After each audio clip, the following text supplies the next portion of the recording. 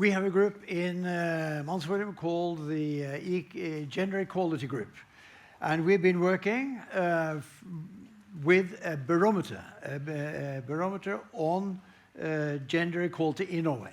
Now, we have gender equality barometers from before, 2 official ones, but they both have a sort of female or a woman perspective, no male perspective. So we found there is a need for a male perspective in the gender equality discussion and facts, and so we have set on to produce that. So what I'm producing here or showing you, this is a shortcut or the sort of the concentrated message or indicators from this work. It's going to be a lot longer than this because we got a lot of stuff and we're still gathering a lot of stuff. This is the barometer, and you can see here that there are several chapters here, 10 chapters, and it's not only mapping out the inequality between men and women in society, but it's also, it goes on the conclusion here. What must be done to gain or to accomplish gender equality, true gender equality in Norway. I'll start with the new government of ours. Yeah? Yeah. Will those who are going on to the panel debate afterwards go to the behind and get their mics ready? Okay. So what you see here is a new government, and as you can see, those who are clever at counting, there are a female majority. There are 10 women and 9 men. Now, men are standing in the forefront. Here are the prime minister, here's the finance minister, and here is a third in the triumvirate, and that's the foreign minister, which is a woman this time. The last government, with 3 women standing, that was the prime minister was a woman, the finance minister was a woman, and the foreign minister was a woman. But then there was a male majority. So this is the new normality in politics. If there is a majority of one sex, then the prime minister or the top of the government must be of the other sex. So I would say, as it comes to governmental gender equality, they're there. You know, the goal is met, but is it met on the rest of society? No. One interesting thing is also that the gender equality minister is a she. The child and family minister is a she. And these 2 women have been, this one is still the leader of the female network in the Labour Party. So, which is, I'm coming back to that, it's also a way to make a career in the party. There is no such male possibility. I'll start with this, which shows that in the family, as gender equality starts in the family. It starts, of course, not in the ministry. It starts in the family. What are the balance in the family? And we can see after divorce, you got the mothers, 2/3 of the children live with the mother. 25% or 1 of 4 live in shared custody or in shared housing, and only beneath 8% with the father. So already here we see there is a huge gender imbalance, and it starts there. This may even be the root of the problem. If you see how many this hits, you can see that 2,500 sons never see their father. And some of these, there isn't a father, at least not in Norway, because he's a Danish chap who's given his semen to the mother who's been down there. So this is a new trend. This is quickly rising. Then the children or the sons who can't see their father in a usual year is coming up to 7,500. These are the most of children or sons who don't see their father in the last months or in a month. And this number is the children or the sons who are subject to sabotage for seeing their fathers by their mother. And the numbers here is quite different. As Arne said earlier, you know, there are far more mothers who sabotage the children's togetherness with their father than fathers. Fathers are much clever to give the women access to the sons. And the daughters. You know, so here are the total sum. So you may ask, where are the role models here? You know, if so many sons never see their father, or very seldom, will the fathers then function as good role models for them in their adolescence and their life? The answer is probably no. But let's see, perhaps the government has thought about this and will try to compensate by giving more men available in the next in the adolescence professions. Let's have a look. Well, not in the kindergartens, because there is 90% women, not in the primary school, because there are 80% women, not in the, well, a step up from primary school, it's junior school, secondary school, yeah, 70%. It's not in the psychological service in schools, because there's 85% women. It's not in the health service, because there is 99% women. It's better in the municipal child protection, but it's nothing near balance. And here you've got the family protection, and even there is double as many women as men. So there are no role models, or very few, in the public care system, service system for families. So where do the boys meet the men? Well, they certainly don't meet them in research. If you see, we've been looking into the staff of the research centers on gender equality and gender research, and we find out that it's about 90% in Bergen, in Trondheim, in Tromsø, in Oslo, in Stavanger, and in Agder, which is further south, Kristiansand. They're all massively women-dominated. So where are the male perspective? I mean, how interested are these researchers to look into what happens to the boys who grow up without a father role model or a male role model? Well, I must say, there is hardly any research on that. So, but perhaps there is a compensation in the management of the gender equality management and family welfare. Well, I'm sorry, I have to disappoint you. This is the discriminating board who's looking into, you can complain to the board about I'm being discriminated. And 3 years ago, that was massively staffed with women, but now this is improved actually. This is better than it looks here. But this is not improved. This is the female majority in the ministry. No, that's the Ombudsman for gender equality. And here is the ministry, and it's equal female-dominated. You got the children, which is publishing research on gender. That's 100% women. Then you got the they got a union or an association for gender research, massively women. It's a bit better here on CORE, Center for Likestilling. And there are 2 other centers which are not doing research, but they're doing counseling. But they're still, this is an old women's university, and of course there are 100% women there. And this is also a sort of an old women's university who's been converted to consultants. So how is it possible that the female dominance can be so great, and that there is no discussion even about how if you should change it and do something to get more men into this?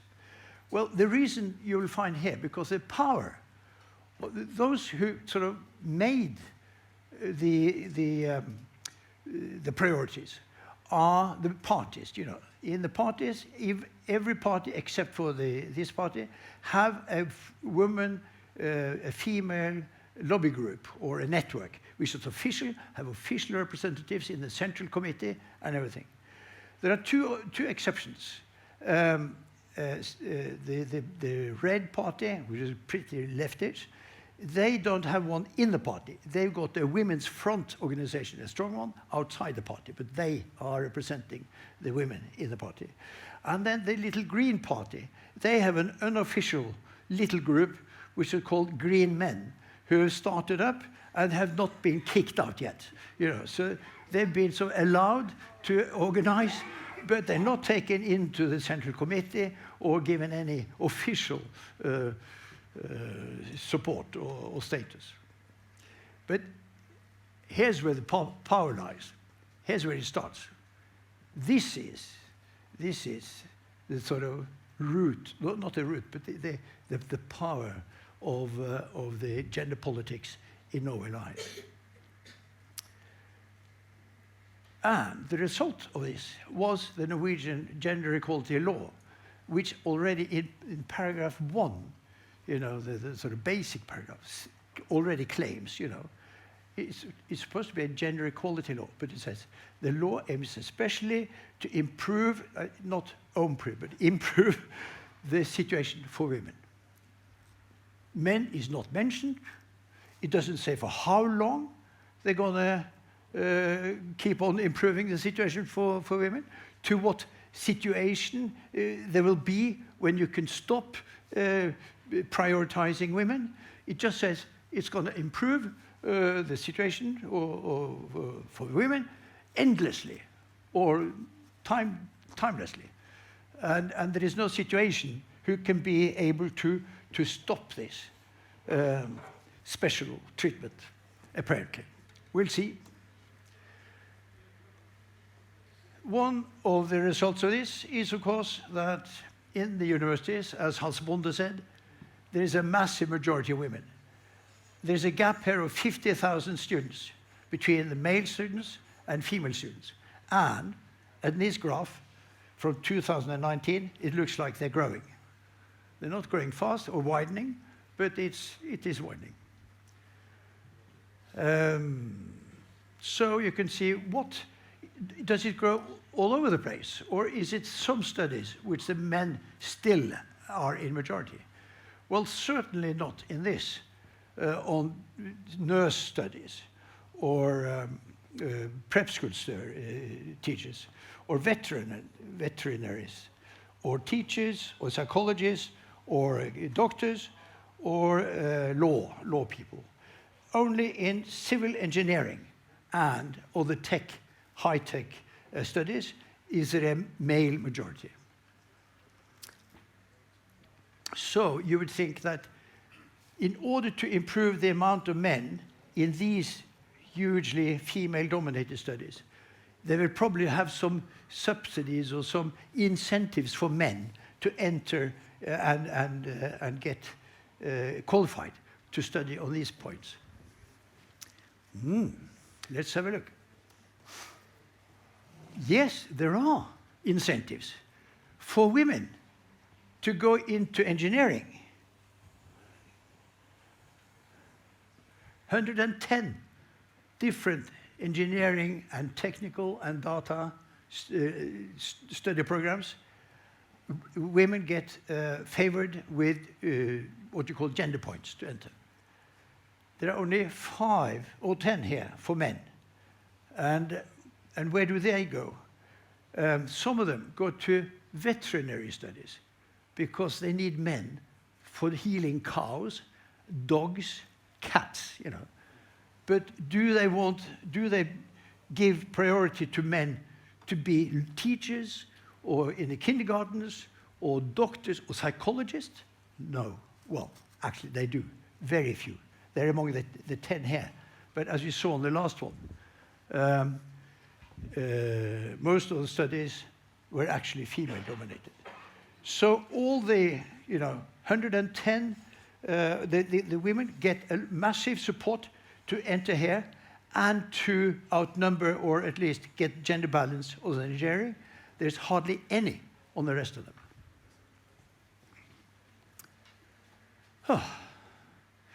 If you can see, there is also some means of recruiting people or students to enter the studies. And that is not by giving necessities or necessarily major points, but it's by arranging technical weekends for the girls to enter engineering, and it's other sorts of events. And there are 50 for women and 5 for men. So again, this massive female priority. In the end, there is also, as Hans Bonde said, for the universities, priority incentives for women's careers in academia. And even though there are female majority in the universities, there is still only incentives to enhance the careers of women and none for men. So you would think that the gender ombudsman, gender equality ombudsman for Norway, would say, this is wrong. We have to do something about it. She hasn't said anything about that. She is, well, she just resigned, actually, just as well. Another point is that, as was said here, that in Denmark there was a very strong focus on domestic violence. And here are the Norwegian statistics. 15 years ago, it was a big problem. Both, actually, there were more female or women going violent on the children or in the family than men. But on the ugly violence, men were still on top. This has changed. You know, the violence has gone down on lesser violence, mild violence, and it's closing in between. There's still women, more women than men, who are flogging the children mildly. But you can see here on the ugly violence, women are coming up to the levels of men.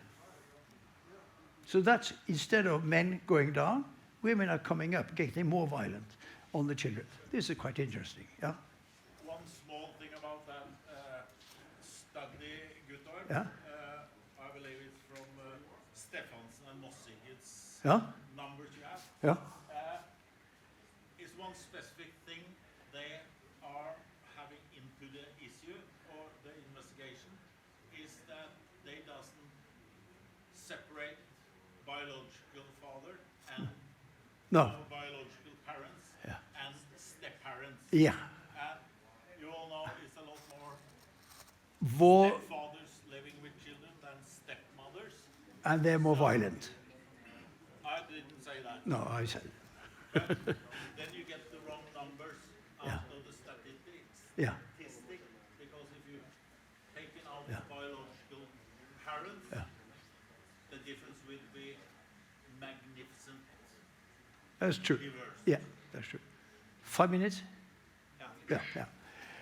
If you go on to say, so how, okay, so men earn more than women, you know. They say that men in Norway earn more than, say, 25% more than women, either, you know, in the job they got or on average or whatever. But if you look behind, why do men earn more than women? One of the reasons is here. Women work 5 hours less per week in Norway. This is the average working time for men and women. And men are above, and women are under. And the most interesting thing is that when it comes to working times, it's women work even less when they finish with children at home. If you see the age here, 40, 55, you know, the children are out of the home, but they still, men work as hard as before or before they fall, but the women start falling, you know, so they work despite the fact that they don't have children back home. So that's no excuse. And here you can see the part-time. There are more men working full-time, there are more women working part-time. There's actually a bit more men who are without a job. But one of the interesting things is here is that there are far more women who receive money for disabling or their own welfare than men. And this shows up in the next graph, which is how do women and men contribute to society or to the welfare state? And you can see here that the positive contribution from women equals 11 million per person, and for men the double, 21. The women get 27 million back from society or from the welfare state, and the men quite a lot, but less. But when you put the two together, you find out that women receive 5 times as much, or you can see that men's contribution, when you put it together, is they receive 5 times less than women from the welfare state. Can you give sources of that figures? Yeah, you'll find it in the Barometer, which is on our homepage. But this is actually the perspective, the government's, the financial department's perspective for the next period, long time period. And it was just placed up last year. Or was it this year? Well, I can go fast through these. Who are the victims? And I think we can talk about there is an empty gap in the society, and the victims are the boys, and they start with a handicap already from birth, with being the wrong sex or gender. Yeah, well, I'm just saying, one of the reasons why this can go on is that the press is dominated by women. Not so much, because on the chief editors, there is a majority, but it's increasing. And the staff is an increasing higher majority of women. And the result of this is also, and this is a worry for our society, that girls outperform boys in school education. And this will have long-term effect on society. The only 2 figures where boys are having higher figures than women, than the girls, is on those who need special education or strengthened education, and those who don't complete schooling or education in normal school.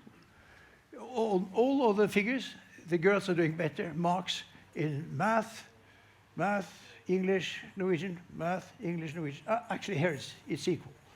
So men aren't, or the boys aren't better than girls in any of these. So I'll run out there and say the aim of MannsForum is, of course, not conflict, but it's a new, we want a new gender equality culture, where we don't discuss, as Bonde said, 50-50 on the top bracket of society, gender equality, but we want harmony and trust and respect for both genders, by both genders. Thank you very much.